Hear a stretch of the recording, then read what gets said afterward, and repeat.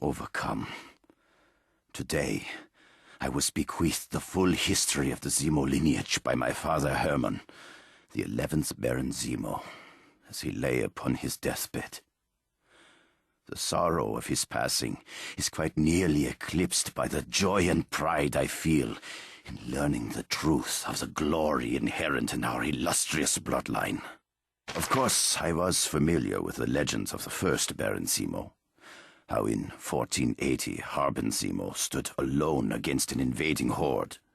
Armed solely with a sword, he slew them all. He was elevated to nobility as a reward, but greatness was already in his blood. And today, I have learned the true reason he constructed Castle Zemo so far into the remote mountain peaks.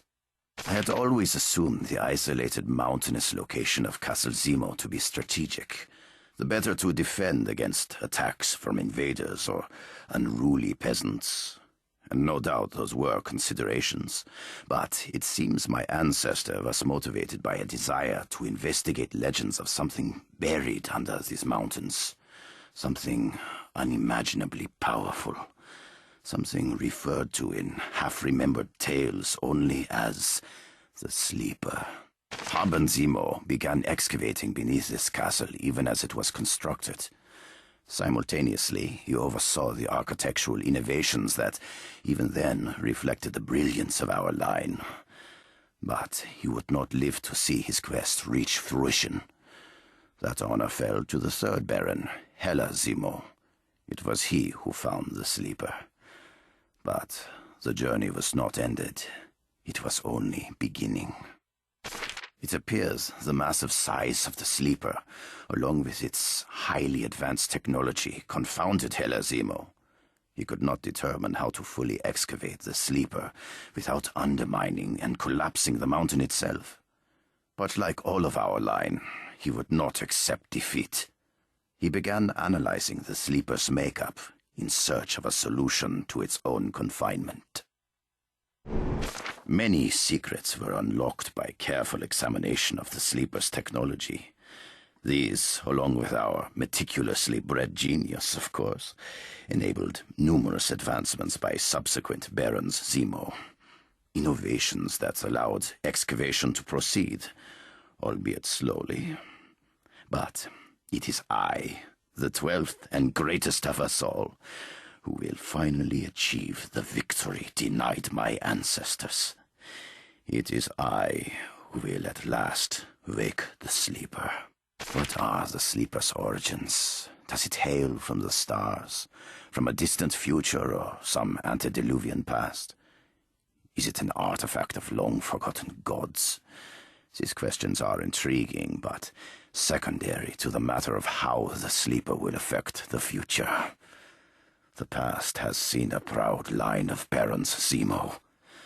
But for tomorrow, I must confess, Emperor Zemo has a certain poetry to it. I feel the hands of my illustrious ancestors at work in what happened today. I have been contacted by a man who shares my vision, if not my noble heritage. He calls himself the Red Skull, an overly theatrical title to my tastes, but I must admit the resources at his disposal are impressive indeed. I have agreed to meet with him. This evening I received the Red Skull in the ballroom. I fear the splendor of the setting was wasted on the man. He appears single-minded in his focus on conquest and the acquisition of power. Still, these are desirable traits, and he clearly possesses the intelligence to recognize my importance in the success of his plans. I have agreed to future meetings. An alliance may prove mutually beneficial. The skull both impresses and repels me. I confess to admiring the skill with which he has manipulated the present political tides to his own advantage. He has acquired backing from the regime in Berlin, while using those resources to build an army loyal only to him, the Order of Hydra. This has enabled him to accomplish much. Perhaps my own reticence to tolerate the presence of my inferiors has held me back in this regard. I have granted the Skull permission to house certain of his lackeys here while we go about our work. I must say, the individuals the Skull surrounds himself with are distasteful in the extreme. Most of all, the loathsome scientist Arnim Zola, whose undeniable genius cannot compensate for his odious personality.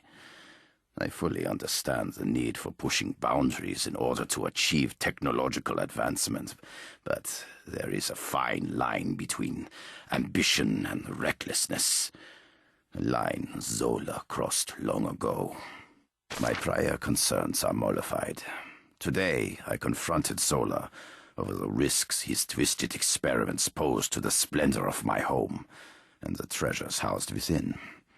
I informed the Skull he would need to be reined in if the forces of Hydra were to continue to be tolerated in Castle Zemo. Perhaps the Skull saw reason. Perhaps my own not inconsiderable army, loyal only to me, gave him pause. Regardless, I am pleased with the outcome. Zola's work suspended, the man himself assigned to research. The Skull has summoned more detestable lieutenants, including one young fellow who also claims to be a baron, yet allows the Skull and Zola to order him about like a common domestic. And a woman. If the baronesses who once lived here could see her mannish affectations and scandalous attire, they would faint dead away. I tolerate this duo's presence only with difficulty. Should they vex me, they will pay the price. I expected Zola to throw tantrums like the man-child he is when his experiments were halted. However, he has shown me character I did not realize he had by immersing himself in the Zemo library with unbridled zeal. The collected wisdom of my ancestors can only benefit one of his low character, even if he can never hope to fully comprehend the qualities of one born to nobility. Zola and the Skull are quite taken with my family history, inquiring often about prior Barons Zemo. Like children begging for bedtime stories, they ask after the tales behind each of the treasures stored in the trophy room. I have kept to myself the indiscretions of Hilliard Zemo, 8th of our line, who foolishly harbored notions of using our resources to educate the peasantry. And yet now I understand, if not condone his goals. One does derive satisfaction from seeing inferior minds attempt to better themselves, even when such efforts are inevitably restricted by the breeding of those undertaking them.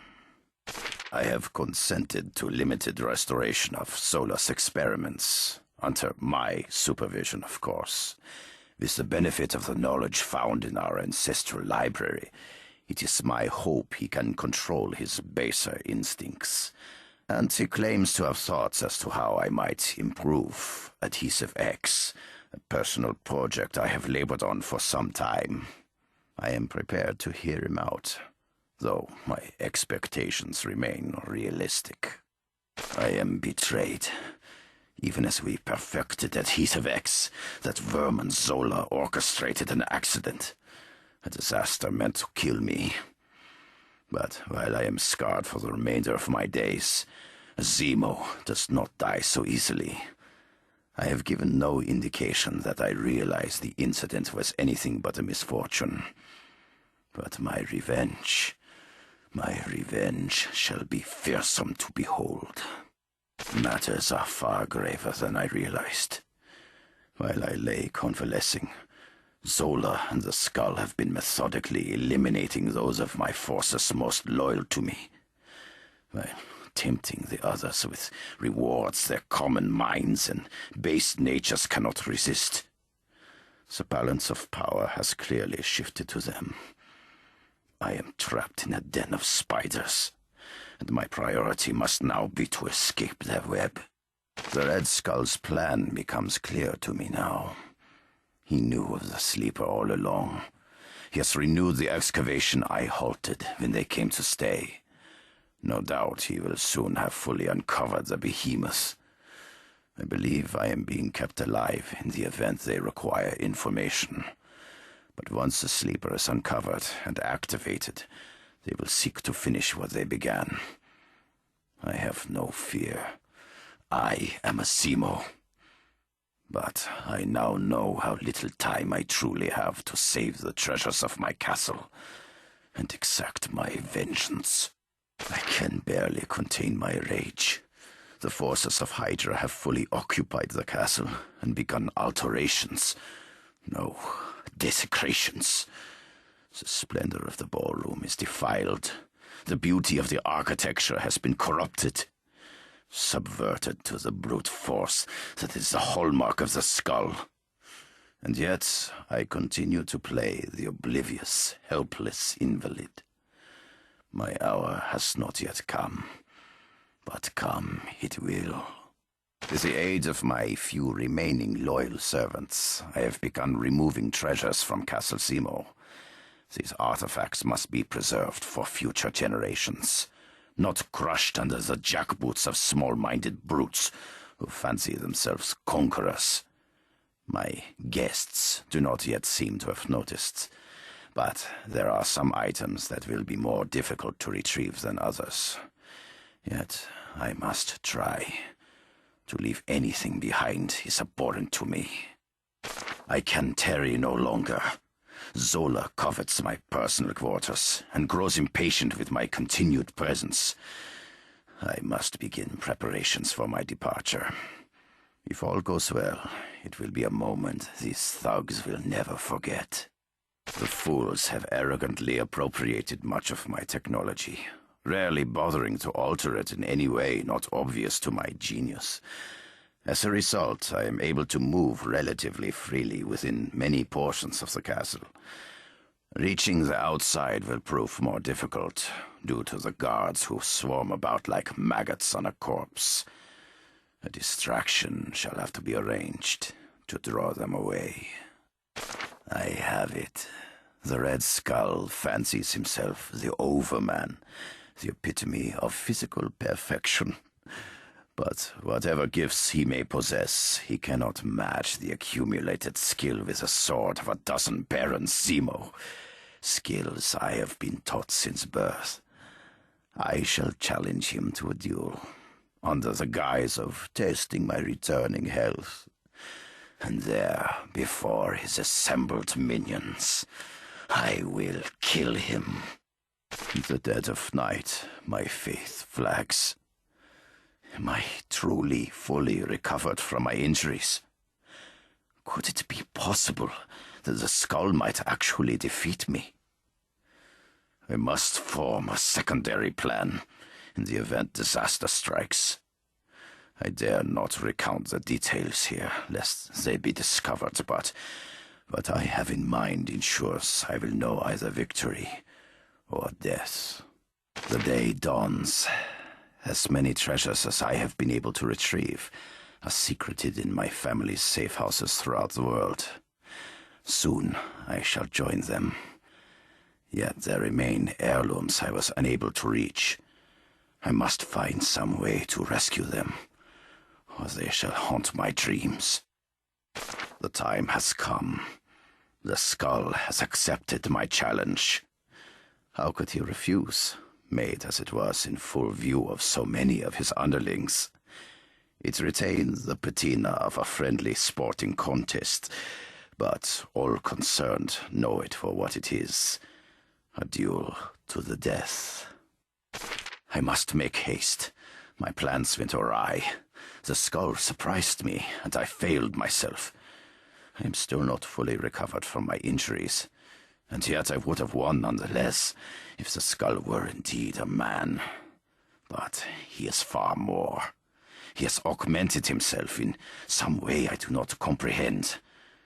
I was forced to enact my secondary plan.